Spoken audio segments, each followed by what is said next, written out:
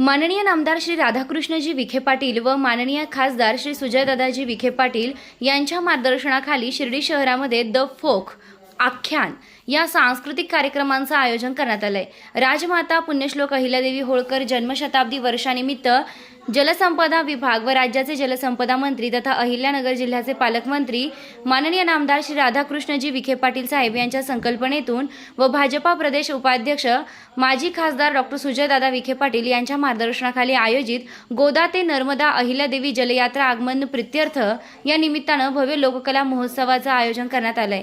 प्रसिद्ध the folk आख्यान यांच्या सुरेल सादरीकरणातून लोकसंगीत परंपरा आणि संस्कृतीचा अद्वितीय संगम अनुभवण्याची सुवर्ण संधी असून सदर कार्यक्रमासाठी जिल्हा परिषदेच्या माननीय अध्यक्षा सौ शालिनीताई विखे पाटील व माननीय सौ धनश्रीताई विखे पाटील उपस्थित राहणार आहेत।